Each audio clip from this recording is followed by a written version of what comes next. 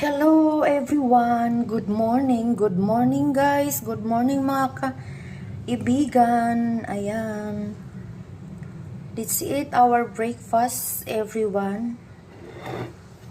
Mga friends, let's eat. Ayan guys, yan yung aking breakfast for today.